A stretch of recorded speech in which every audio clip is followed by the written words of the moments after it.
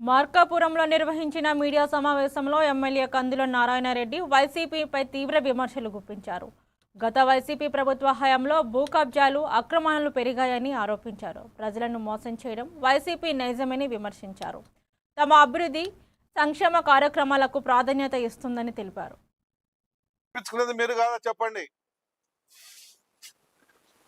2000 pension 3000 ఇస్తామని ప్రజలకు నమ్మించి మోసం చేసింది, పోటీ పొడిచింది మీరు కాదా చెప్పండి. తల్లికి వందనం ఆ రోజు అమ్మ ఒడి అని పెట్టి ఇంట్లో ఎంతమంది పిల్లలు ఉంటే అంతమందికి డబ్బులు ఇస్తామని ఓట్లు వేయించుకొని ఓట్ల తర్వాత తూచన్నది మీరు కాదా చెప్పండి. మమ్మల్ని వెన్నుపోటు రాజకీయాలంటారా, ప్రజలకు వెన్నుపోట్లు పొడిచినామంటారా? మీకు అసలు సిగ్గు లజ్జ ఉన్నాడు ఎవడు మాట్లాడు. ఒక్క రోడ్డు చూపియండి, ఒక గుంత చూపియండి, ఒక ప్రాజెక్టు చూపియండి, ఒక కాలువ చూపియండి, ఒక డ్యాము చూపియండి, లేదా ఒక పెద్ద ఇండస్ట్రీ చూపియండి. ఏమి కట్టారు, ఏమి చేశారు, ఏమి వచ్చినాయి ఈ ప్రాంతానికి, ఏం చేసుకొని ఏం చేసినామని మీరు మళ్ళా ప్రజలు లేకపోయారు.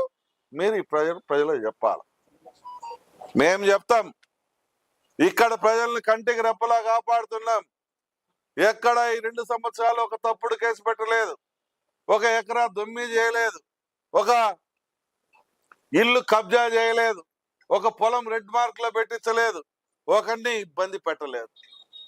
మీ చరిత్ర తిప్పితే ఈ రోజుటికి కూడా మేము గడుగుతా ఉన్నాం. ఈ రోజుటికి కూడా మీరు చేసిపోయిన దుర్మార్గాల్ని ఈ రోజుకి కూడా 2 సంవత్సరాలైనా ఇంకా చేయలేకపోతా ఉన్నాం. ఆ యొక్క తప్పుల్ని